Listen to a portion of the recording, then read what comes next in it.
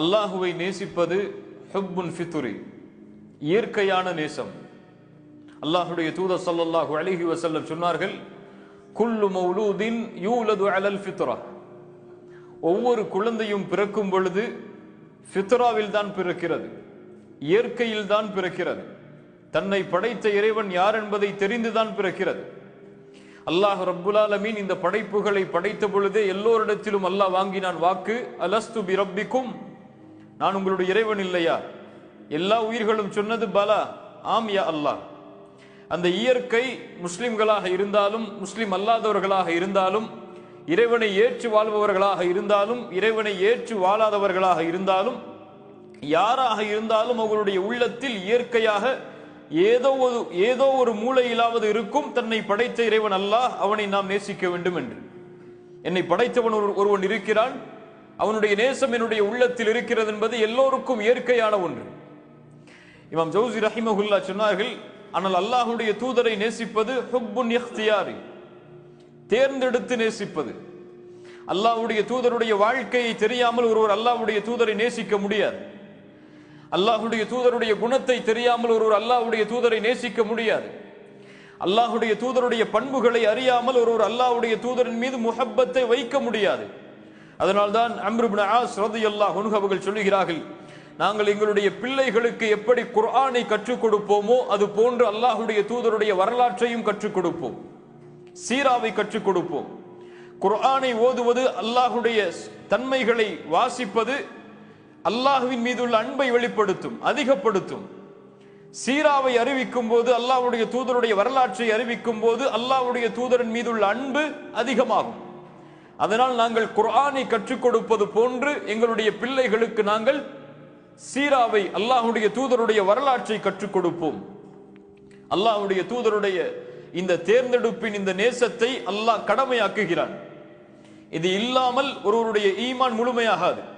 லா யுமினு அஹதுக்கும், உங்களில் யாரும் முஃமின்களாகவே மாற முடியாது.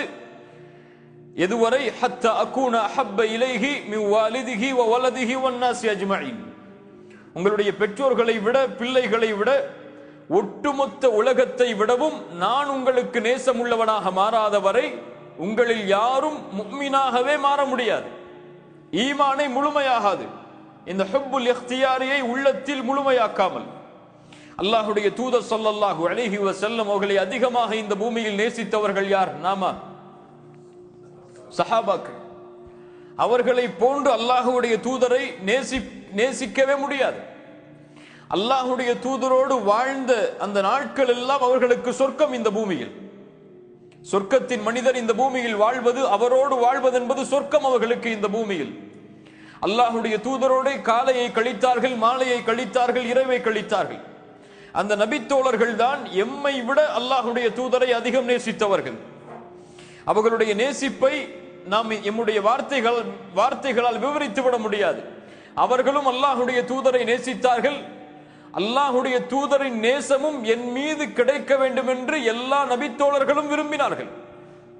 அம்ர் இப்னு ஆஸ் ரலியல்லாஹு அன்ஹு ஃபத்ஹ் மக்கா, இஸ்லாமிய மார்க்கம் வெற்றி அடையக்கூடிய அந்த மக்காவுடைய வெற்றிக்கு சில ஆண்டுகளுக்கு முன்னால் தான் இஸ்லாமை ஏற்றுக்கொள்கிறார். ஒரு 3-4 வருடங்களுக்கு முன்னால் அல்லாஹுடைய தூதரை சந்தித்து கேட்கிறார் ஒரு முறை, யா ரசூலல்லாஹ், ஐயுன் நாஸி அஹப்பு இலைக், மனிதர்களில் உங்களுக்கு விருப்பமானவர் யார்? ஐயுன் நாஸி அஹப்பு இலைக், மனிதர்களில் உங்களுக்கு விருப்பமானவர் யார்? அல்லாஹுடைய தூதர் சொன்னார்கள், ஆயிஷா, என்னுடைய மனைவி ஆயிஷா ரலியல்லாஹு அன்ஹா. அம்ர் இப்னு ஆஸ் மறுபடியும் கேட்கிறார், அல்லாஹ்வுடைய தூதரை, மினர் ரிஜால், ஆண்களிலிருந்து, நான் பெண்களிலிருந்து கேட்கவில்லை, ஆண்களிலிருந்து யார்? அம்ர் இப்னு ஆஸ் விரும்புவது அல்லாஹ்வுடைய தூதர் தன் பெயரை சொல்ல வேண்டும் என்பதை. அல்லாஹ்வுடைய தூதர் சொன்னார்கள், அபூஹா, அவர்களுடைய தந்தையாகிய அபூபக்கர் சித்திக். அதற்கு பிறகு யார் அல்லாஹ்வுடைய தூதர்? உமர். அதற்கு பிறகு யார்? அல்லாஹ்வுடைய தூதர் மற்ற சஹாபாக்களுடைய பெயரை குறிப்பிட்டுக் கொண்டே வருகிறார்கள். அம்ர் இப்னு ஆஸ் அந்த கேள்வியை விட்டு விடுகிறார். ஏன் விடுகிறார்? அவருக்கு வருத்தம் வருகிறது, அல்லாஹ்வுடைய தூதர் தன் பெயரை சொல்லவில்லையே என்று. இப்படி அல்லாஹ்வுடைய தூதரோடு ஈமான் கொண்ட எல்லா நபித்தோழர்களும் விரும்பினார்கள், அல்லாஹ்வுடைய தூதரை நானும் நேசிக்க வேண்டும், அல்லாஹ்வுடைய தூதர் என்னையும் நேசிக்க வேண்டும் என்று.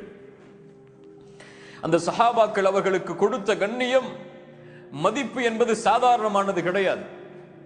ஹுதைபியா உடன்படிக்கையில் அல்லாஹ்வுடைய தூதர் ஸல்லல்லாஹு அலைஹி வஸல்லம் அவர்களோடு பேச்சுவார்த்தையில் கலந்து கொண்டு சென்ற ஒரு காஃபிர் உர்வா இப்னு மஸ்ஊத் அத்-தகஃபி அந்த காஃபிர்களை பார்த்து சொல்கிறார், இவர்கள் யார் தெரியுமா?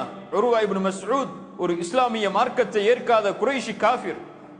உர்வா சொல்கிறார், நான் எத்தனையோ அரசர்களை சந்தித்திருக்கிறேன், கிஸ்ரா கைசர் கோட்டைகளில் வசிக்கக்கூடிய அரசர்களை எல்லாம் சந்தித்திருக்கிறேன்.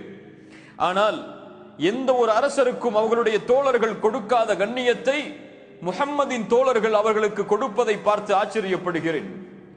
அவர் ஒன்றை சொன்னால் அதை செய்வதற்கு விரைகிறார்கள், கட்டளையிட்டால் அதை செயல்படுத்தும் வரை அவர்களோட துணை இருக்கிறார்கள்.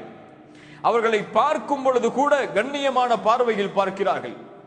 அவர்கள் உது செய்தால் கூட அந்த உதுவுடைய தண்ணீர் கீழே விழுந்துவிடக் கூடாது என்பதற்காக அதை கையால் தாங்கி பிடிக்கிறார்கள். இப்படி ஒரு தோழர்களுடைய சமூகத்தை உலகத்தில் நான் பார்த்ததில்லை.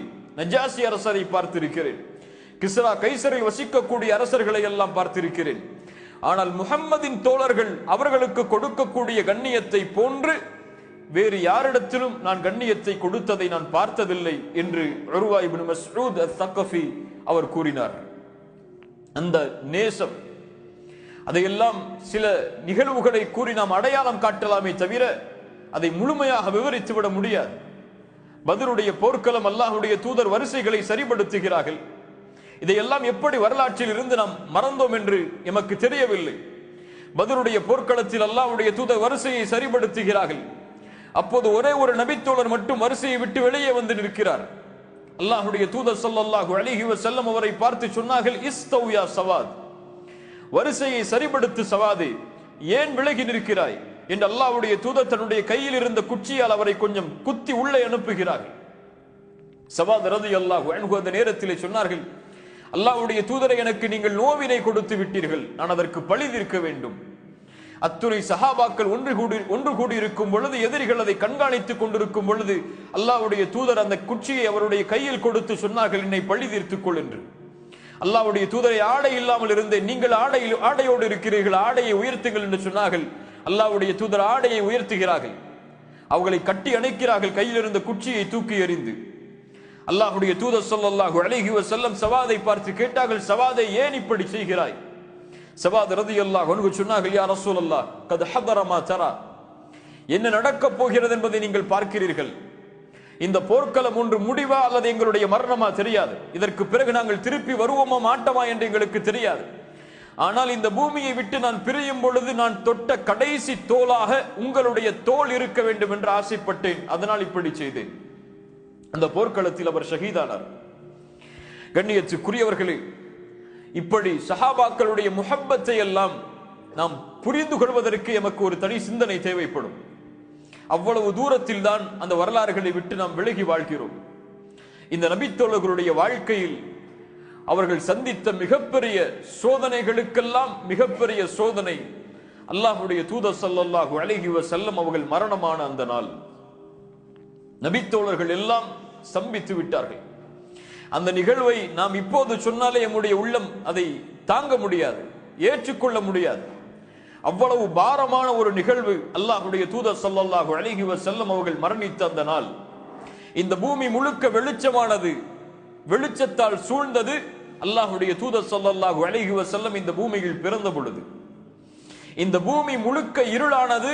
அல்லாஹ்வுடைய தூதர் ஸல்லல்லாஹு அலைஹி வஸல்லம் மரணித்த பொழுது. நபித்தோழருடைய வார்த்தை இது. எப்படிப்பட்ட நாளாக இருக்கும்? காலை அவர்களை பார்க்காமல் அவர்களுடைய காலை இருக்காது, மாலை இருக்காது. இரவில் அவர்களை பார்க்காமல் உறங்க செல்ல மாட்டார்கள்.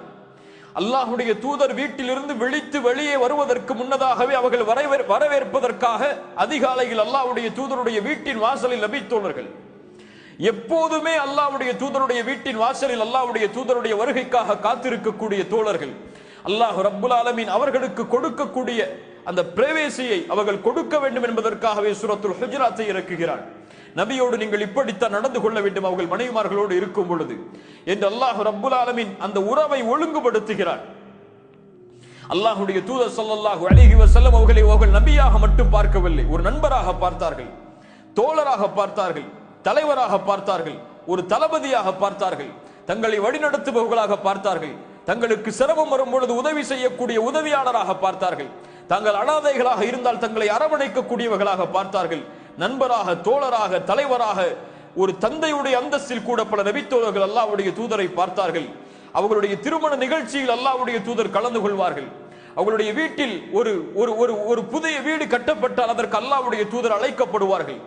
இப்படி எல்லோரோடும் அல்லாஹ்வுடைய தூதர் ஸல்லல்லாஹு அலைஹி வஸல்லம் வாழ்ந்த அந்த நாட்களை விட்டு, அந்த நபித்தோழர்களை விட்டு அல்லாஹ்வுடைய தூதர் பிரியக்கூடிய அந்த நாள் எப்படி இருக்கும்? அந்த நபித்தோழர்களுக்கு தாங்க முடியாது. அல்லாஹ்வுடைய தூதர் ஸல்லல்லாஹு அலைஹி வஸல்லம் இந்த பூமியை விட்டு பிரிகிறார்கள். அதற்கு பிறகு ஒட்டுமொத்த நபித்தோழர்களுடைய வாழ்க்கையும் வித்தியாசமான முறையில் மாறுகிறது. அந்த நிகழ்வுகளை கொஞ்சம் பார்ப்போம். அபூபக்கர் சித்திக் ரலியல்லாஹு அன்ஹு, முஸ்லிம் ரஹிமஹுல்லாஹ் பதிவு செய்கிறார்கள், அனஸ் இப்னு மாலிக் அவர்கள் கூறுவதாக, அபூபக்கர் ரலியல்லாஹு அன்ஹு அவர்கள் உமரை சந்திக்கிறார்கள். ஒரு முறை அல்லாஹ்வுடைய தூதருடைய மரணத்திற்கு பிறகு, உமர் அவர்களை வாருங்கள், நாம் உம்மு ஐமனை சந்தித்து வருவோம் ரலியல்லாஹு அன்ஹா. அல்லாஹ்வுடைய தூதர் தன்னுடைய தாய்க்கு பிறகு மதித்த மிகச்சிறந்த பெண் உம்மு ஐமன் பரக்கா. உம்மு ஐமன் ரலியல்லாஹு அன்ஹா தன்னுடைய தாயுடைய அந்தஸ்திற்கு பிறகு அல்லாஹ்வுடைய தூதர் மதித்த ஒரு பெண். அல்லாஹ்வுடைய தூதருடைய ஒட்டுமொத்த வாழ்க்கையிலும் அல்லாஹ்வுடைய தூதருக்கு உறுதுணையாக இருந்த பெண். அல்லாஹ்வுடைய தூதர் போர்க்களத்திலிருந்து திரும்பி வருவதை வரவேற்பதற்கு முதல் வரிசையில் காத்துக் கொண்டிருக்கக்கூடிய ஒரு பெண் உம்மு ஐமன் ரலியல்லாஹு அன்ஹா. அபூபக்கர் அவர்களும் உமர் அவர்களும் உம்மு ஐமனை பார்ப்பதற்காக செல்கிறார்கள். உம்மு ஐமன் அபூபக்கரையும் உமரையும் ரலியல்லாஹு அன்ஹுமா அவர்களை பார்த்தவுடன் கண்கலங்கி அழ ஆரம்பிக்கிறார்கள். எதையெல்லாம் நினைத்து அவர்கள் கவலைப்படுகிறார்கள் பாருங்கள். அபூபக்கரும் உமரும் ஐமனுடைய அழுகையை பார்த்தவுடன் நினைக்கிறார்கள், அல்லாஹ்வுடைய தூதருடைய பிரிவால் அவர்கள் எம்மை பார்த்தவுடன் அழுகிறார்கள் என்று சொன்னார்கள். அல்லாஹ்விடத்தில் அல்லாஹ்வுடைய தூதருக்கு மிகச்சிறந்த அந்தஸ்துகள் இருக்கும் என்பதை ஐமனை நீங்கள் அறியவில்லையா? ஐமன் ரலியல்லாஹு அன்ஹா அவர்கள் சொன்னார்கள், நான் அழவில்லை, அல்லாஹ்விடத்தில் அல்லாஹ்வுடைய தூதருக்கு கண்ணியமான அந்தஸ்துகள் இருக்கும் என்பதை தெரியாமல் நான் அழவில்லை. நான் அழுவதெல்லாம் அல்லாஹ்வுடைய தூதருடைய மரணத்தோடு இந்த வஹி இந்த வானத்திலிருந்து நின்று விட்டது என்பதை நினைத்துதான். ஐமனுடைய அந்த அழுகை, அவர்கள் கூறிய இந்த வார்த்தை அபூபக்கரையும் உமரையும் அழ ஆரம்பித்து விடுகிறது. 3 பேரும் சேர்ந்து அழுகிறார்கள். எப்படி அவர்களால் தாங்க முடியும்? வஹியை நேரடியாக பார்த்த நபி தோழர்கள், வஹியை விரும்பியவர்கள், நபியோடு வாழ்ந்தவர்கள், அவர்களுக்கு அந்த நபியின் பிரிவு சாதாரண பிரிவு அல்ல. பிலால் இப்னு ரபாஹ் ரலியல்லாஹு அன்ஹு அடிக்கடி நாம் கேள்விப்படக்கூடிய நிகழ்வுதான். பிலால் அல்லாஹ்வுடைய தூதர் ஸல்லல்லாஹு அலைஹி வஸல்லம் அவர்களோடு வாழ்க்கையில் கழித்த நாட்கள் தான் அதிகம். ஈமானை அல்லாஹ்வுடைய தூதரோடு ஏற்றதிலிருந்து மரணம் வரை பிலால் அவர்கள் அல்லாஹ்வுடைய தூதரோடு இல்லாத நாட்கள் என்று எண்ணுவது கடினம். காலை விடியல் அல்லாஹ்வுடைய தூதருக்கு பிலாலை பார்ப்பதில் தான். யார் எழுப்ப வருவார்கள்? ரசூலுல்லாஹ்வை. பிலால் ரலியல்லாஹு அன்ஹு. பிலாலுடைய அதான் அல்லாஹ்வுடைய தூதர் ஸல்லல்லாஹு அலைஹி வஸல்லம் காலை ஃபஜ்ருக்கு தயாராகுவதற்கு ஆரம்பம், தன்னுடைய நாளை தொடங்குவதற்கு ஆரம்பம். அந்த பிலால் அவர்கள் அல்லாஹ்வுடைய தூதர் ஸல்லல்லாஹு அலைஹி வஸல்லம் அவர்களுக்கு பிறகு அதான் சொல்வதை விட்டு விலகிக் கொள்கிறார். ஏன்? அவர்கள் அஷ்ஹது அன்ன முஹம்மது ரசூலுல்லாஹ் என்ற வார்த்தையை கூட முழுமையாக சொல்லுவதற்கு அவர்களால் முடியவில்லை. அந்த நேசம் அவர்களை தடுக்கிறது. அந்த நேசத்தின் விளிம்பு அந்த அதானை முடிப்பதற்கு கூட அவர்களுக்கு இடம் கொடுப்பதில்லை. கடைசி காலத்தில் உமர் அவர்களுடைய ஆட்சிக்கு பிறகுதான் அந்த அதானை மறுபடியும் உமர் அவர்கள் கூற ஏவும் பொழுது அதை சொல்லுகிறார்கள். அஷ்ஹது அன்ன முஹம்மது ரசூலுல்லாஹ் என்று வரும் பொழுது தேம்பி அழ ஆரம்பித்து விடுகிறார்கள். ஆனால் இப்படியே தன்னுடைய வாழ்க்கையில் அல்லாஹ்வுடைய தூதருக்கு பிறகு கவலையோடு வாழ்ந்த பிலால் அவர்களுடைய மரணத்தின் பொழுது சிரிக்கிறார். மனைவி கேட்கிறார்கள், என் கணவரை கவலை அடையக்கூடிய இந்த நாளில் நீங்கள் சிரிக்கிறீரே ஏன்? சொன்னார்கள், கதன் நல்கல் அஹிப்பத முஹம்மத வ ஸஹ்பா அல்கல் அஹிப்பத முஹம்மத வ ஸஹ்பா. நான் நாளை முஹம்மதையும் அவர்களுடைய தோழர்களையும் சந்திக்க போகிறேனே, இதைவிட மகிழ்ச்சியான நாள் என்னுடைய வாழ்க்கையில் ஏது என்று கேட்டார். அவர்கள் விரும்பியது எதை? தூதரோடு வாழ்வதை.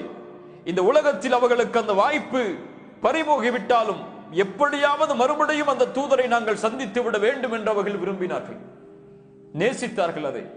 அந்த நாட்களை எண்ணி தங்களுடைய வாழ்க்கையை வாழ்ந்து கொண்டிருந்தார்கள்.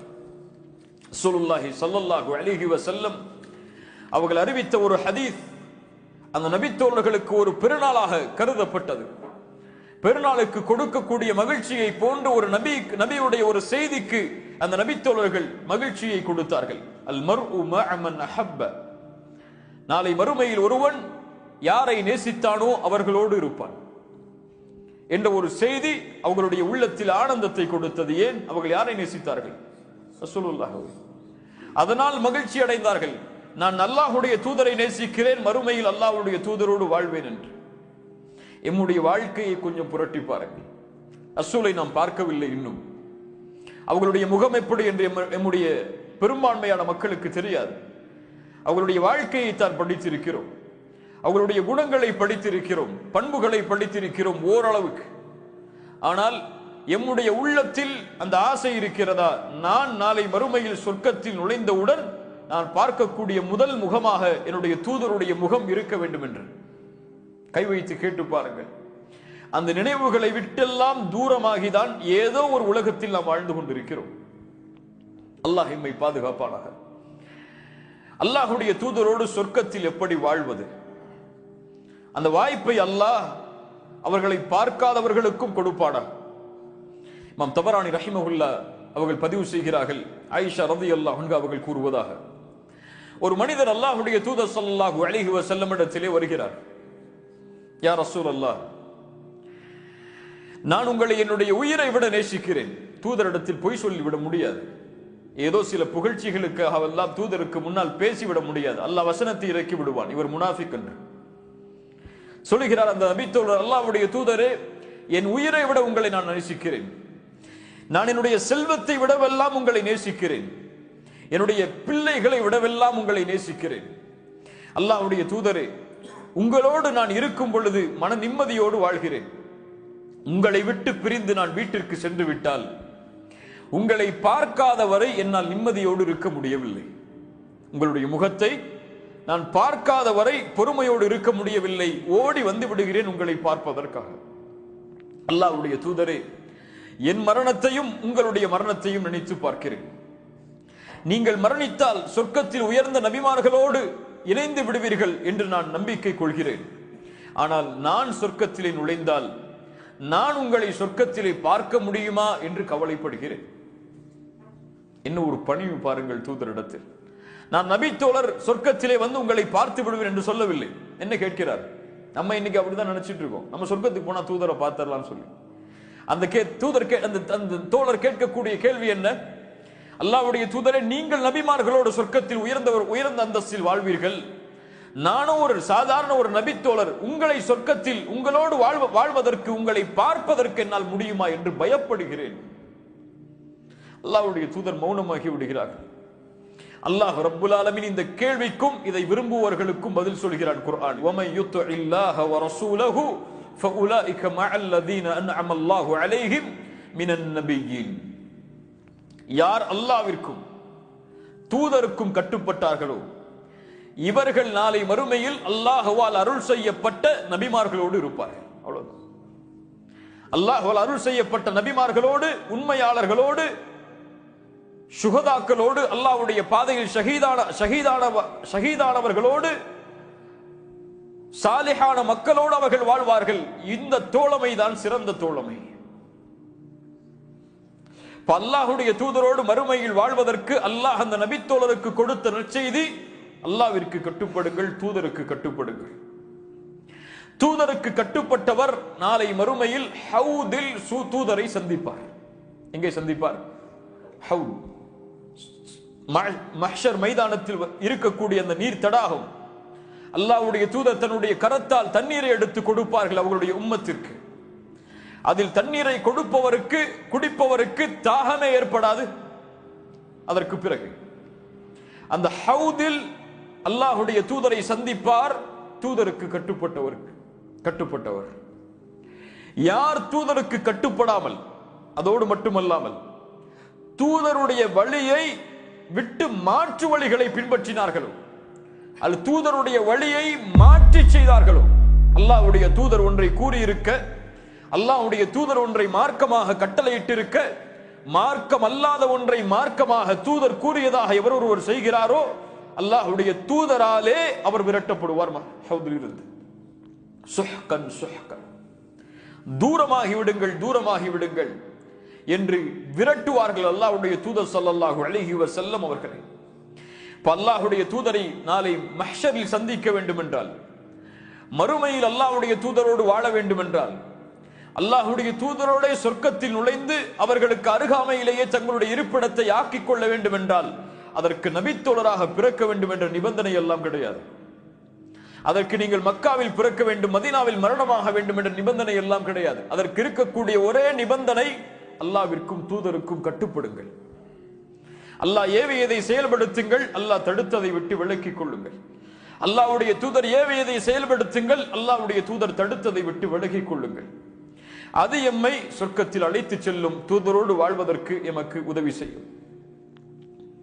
அல்லாஹ்வுடைய தூதர் ஸல்லல்லாஹு அலைஹி வஸல்லம் அவர்களுக்கு நாளை மறுமையில் அவர்களுடைய வீட்டுக்கு அருகில் 2 நபித்தோழர்களுடைய வீடுகள் அமையும் என்று அல்லாஹ்வுடைய தூதர் சொன்னார்கள். யார் அந்த நபித்தோழர்கள்?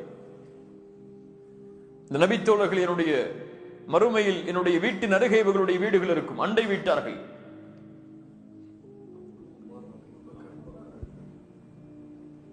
தல்ஹா வ ஜுபைர் ஜாராய் ஃபில் ஜன்னah. தல்ஹாவும் ஜுபைரும் சொர்க்கத்தில் என் அண்டை வீட்டார்கள். இந்த ஹதீஸை பார்க்கும் பொழுது ஒரு மிகப்பெரிய ஆச்சரியம் எழுந்தது. ஏன் இவர்களை மட்டும் அல்லாஹ்வுடைய தூதர் தன்னுடைய அண்டை வீட்டார்கள் என்று சொன்னார்கள்? இந்த இருவரும் தூதருக்கு செய்த தியாகம் அவ்வளவு மகத்தானது.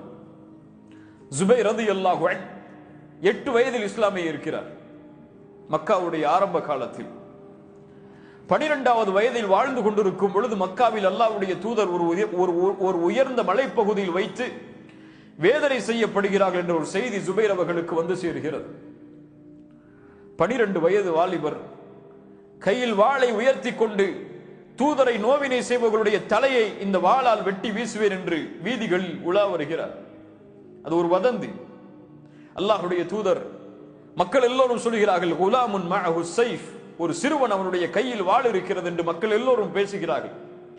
அல்லாஹ்வுடைய தூதர் பார்க்கிறார்கள் அவரை, ஜுபைரை ஏன், எதை நீ சுமந்து செல்கிறாய், ஏன் இப்படி நடந்து கொள்கிறாய்? அல்லாஹ்வுடைய தூதரை, நீங்கள் நோவினை செய்யப்படுவதாக நான் அறிகிறேன், அதனால் இந்த வாளை நான் உயர்த்தி பிடித்திருக்கிறேன். என்ன செய்வாய் இந்த வாளை கொண்டு? உங்களை நோவினை செய்பவர்களை பழி தீர்ப்பேன். இவர்தான் அல்லாஹ்வுடைய தீனுக்காக இவர் ஓங்கி அந்த வாழ்தான் முதல் வாழ். இந்த ஜுபைர் ரலியல்லாஹு அன்ஹு. தல்ஹா, அல்லாஹ்வுடைய தூதர் ஸல்லல்லாஹு அலைஹி வஸல்லம் அவர்களுடைய தோழர் அபூபக்கர் சித்திக் ரலியல்லாஹு அன்ஹு அவர்கள் சொன்னார்கள், இந்த நாள் ஒருவருக்கு உரித்தாகும் என்றால் அது தல்ஹாவிற்கு தான். இந்த நாள் உஹத், உஹதுடைய அந்த நாள் முழுவதும் சொந்தமானது யாருக்கு தான்? தல்ஹாவுக்கு தான். அல்லாஹ்வுடைய தூதரை பாதுகாக்கிறார்கள். அன்சாரிகள் எல்லோரும் கொல்லப்படுகிறார்கள். அல்லாஹ்வுடைய தூதரை பாதுகாப்பதற்காக அல்லாஹ்வுடைய தூதருக்கு முன்னால் வருகிறார். 38 காயங்கள் அவருடைய முன்னுடம்பில், ஆயுதங்களால் அம்புகளால் துளைக்கப்பட்ட அவருடைய ஒரு கை செயலிழந்து போகிறது. கையில் காயம் அல்ல, அந்த போர்க்களத்திற்கு பிறகு தல்ஹாவிற்கு கை செயலிழந்து விட்டது. அல்லாஹ்வுடைய தூதர் ஸல்லல்லாஹு அலைஹி வஸல்லம் சொன்னார்கள், ஒருவர் உயிரோடு வாழக்கூடிய ஷஹீதை பார்க்க வேண்டும் என்றால் தல்ஹாவை பார்க்கட்டும் ரலியல்லாஹு அன்ஹு. அல்லாஹ்வுடைய தூதரை பாதுகாக்கிறார்கள். அம்புகள் வருகிறது. அல்லாஹ்வுடைய தூதர் கொஞ்சம் தலையை உயர்த்தி காட்டுகிறார்கள். சொன்னார்கள், நஹ்ரி தூன நஹ்ரிக யா ரசூலல்லாஹ், என் கழுத்து இருக்கிறது உங்களுடைய கழுத்துக்கு பதிலாக, நீங்கள் தலையை உயர்த்தாதீர்கள். இந்த தல்ஹா அல்லாஹ்வுடைய தூதருக்கு அருகில் அவர்களுக்கு இடம் கிடைத்ததன் காரணம் என்ன? நபித்தோழராக பிறந்தது மட்டுமல்ல, அல்லாஹ்வுடைய தூதரை பாதுகாப்பதற்கு அவர்கள் செய்த தியாகம்.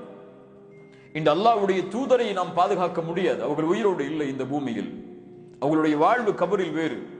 ஆனால் அவர்களுடைய சுன்னாக்களை பாதுகாக்கக்கூடிய வாய்ப்பை அல்லாஹ் எமக்கு கொடுத்திருக்கிறான். ஆனால் அதில் நாம் நடந்து கொள்ளக்கூடிய முறை, சுன்னாக்களை பாதுகாப்பதை, அதை கண்ணியமாக கருதி அதை செயல்படுத்துவதை வீரமாக நினைக்கக்கூடிய சமூகமாகவா நாம் வாழ்ந்து கொண்டிருக்கிறோம் இந்த பூமியில்?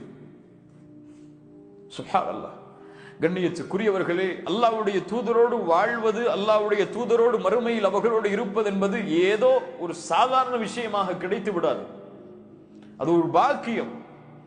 அல்லாஹ் கொடுக்கின்ற மிகப்பெரிய அருள். அல்லாஹுவை மறுமையில் பார்ப்பது ஒரு வெற்றி, அதை விட வெற்றி கிடையாது.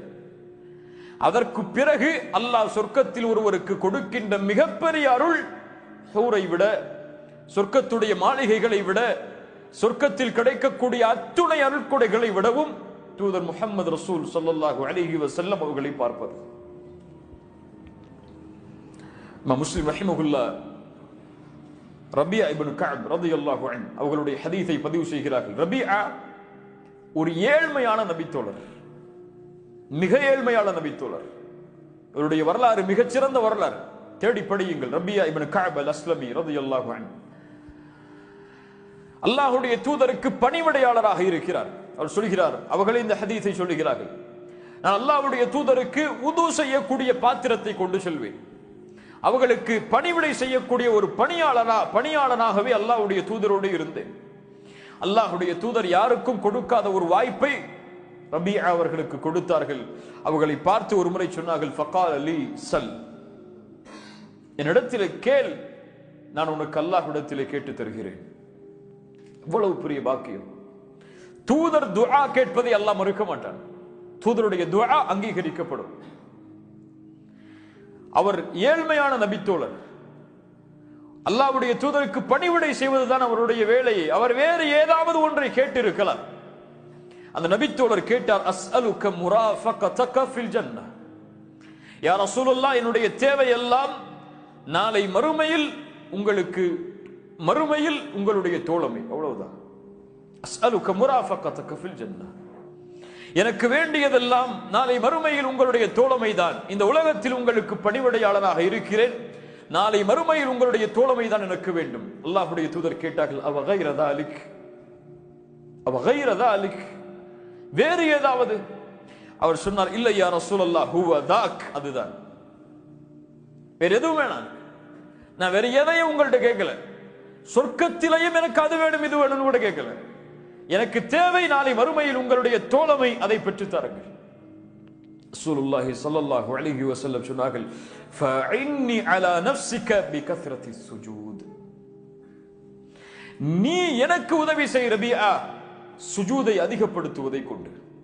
இமாம் நவவி ரஹிமஹுல்லாஹ் தங்களுடைய ரியாதுஸ் ஸாலிஹீன் என்ற கிதாபில் இதை பதிவு செய்கிறார்கள். இமாம் முஸ்லிம் ரஹிமஹுல்லாஹ் அவர்களுடைய கிதாபுக்கு ஷரஹ் சொல்லும் பொழுது, விரிவுரை சொல்லும் பொழுது, சுஜூதை அதிகமாக செய்யுங்கள் அல்லாஹ்வுடைய தூதர் என்று கூறியது தொழுகையை அதிகப்படுத்துங்கள், நஃபிலான வணக்கங்களை அதிகப்படுத்துங்கள். தொழுகை அதிகப்படுத்த முடியாது, நஃபிலான தொழுகைகளை அதிகப்படுத்தி தொழுங்கள். இதன் மூலமாக நீங்கள் எனக்கு உதவி செய்யுங்கள், சொர்க்கத்தில் உங்களோடு நான் இருப்பதற்கு. சுப்ஹானல்லாஹ். இமாம் நவவி ரஹிமஹுல்லாஹ் தங்களுடைய ரியாதுஸ் ஸாலிஹீனில் இந்த ஹதீஸை எந்த பாடத்தின் கீழ் கொண்டு வருகிறார்கள் தெரியுமா? ஒரு முஹப்பத்துடைய பாடத்தின் கீழ் கொண்டு வரலாம், ரசூலை நேசிப்பது என்ற பாடத்தின் கீழ் கொண்டு வரலாம், அல்லது ரசூல் ஸல்லல்லாஹு அலைஹி வஸல்லம் சம்பந்தப்பட்ட பாடத்தின் கீழ் கொண்டு வரலாம். ஆனால் அவர்கள் கொண்டு வந்த அந்த அறிவின் நுட்பத்தை பாருங்கள். முஜாஹதத்துன் நஃப்ஸ், நஃப்ஸோடு போராடுதல் என்ற பாடத்தின் கீழ் கொண்டு வருகிறார்கள். ஏன்? ஒருவன் இந்த அந்தஸ்தை அடைய வேண்டும் என்றால் சாதாரணமாக முடியாது. அவன் தன் நஃப்ஸோடு போராட வேண்டும், தன் நஃப்ஸுக்கு மாற்றமாக அவன் நடந்து வர வேண்டும். வணக்க வழிபாடுகளை நஃப்ஸு குறைக்கும் பொழுது அவன் அதிகப்படுத்திக் கொண்டே இருக்க வேண்டும். அப்போதுதான் இந்த அந்தஸ்தை பெற முடியும். இது ஒரு சாதாரணமாக எல்லோருக்கும் கிடைக்கக்கூடிய அந்தஸ்து அல்ல, இது ஒரு மிகப்பெரிய தியாகத்திற்கு பிறகு கிடைக்கக்கூடிய அந்தஸ்து. அதற்காக அந்த பாடத்தின் கீழ் இமாம் நவவி ரஹிமஹுல்லாஹ் கொண்டு வருகிறார்கள், தொழுகைகளை, நஃபிலான வணக்கங்களை அதிகப்படுத்துதல். ரசூலுல்லாஹி ஸல்லல்லாஹு அலைஹி வஸல்லம் சொன்னார்கள், யார் ஒருவர் ஒரு நாளில் 12 ரக்அத்துகள் நஃபிலான சுன்னத்தான வணக்கத்தை நிறைவேற்றுகிறாரோ, நாளை மறுமையில் அல்லாஹ் அவருக்கு சொர்க்கத்தில் ஒரு வீட்டை கட்டுகிறார். ஒவ்வொரு நாளும் 12 ரக்அத்தை ஒருவர் தொழுதால் சொர்க்கத்தில் அவருக்கு ஒரு வீடு கட்டப்படுகிறது. உலகத்தில் ஒரு வீடு கட்டுறதுக்காக இந்த துபாயுடைய ஒட்டுமொத்த வாழ்க்கையும் கொடுக்கனாலும் கொடுக்க தயார் நம்ம. ஆனால் சொர்க்கத்தில் நாம் நிரந்தரமாக வாழப்போகின்ற இந்த பூமியை சென்றடைவதற்கு 12 ரக்அத் ஒதுக்கி நம்மளால தொழ முடியல. சுபஹுக்கு முன்னாடி 2 ரக்அத், துஹருக்கு முன்னாடி 4, பின்னாடி 2, மகரிபுக்கு பின்னாடி 2, இஷாவுக்கு பின்னாடி 2, அவ்வளவுதான். இதுல மிக முக்கியமான சுன்னா எது? ஃபஜ்ருடைய சுன்னா. நஃபிலான வணக்கங்களை, சுன்னத்தான வணக்கங்களை நிறைவேற்றுவது யாருக்கு வழக்கம் இல்லை? ரசூல்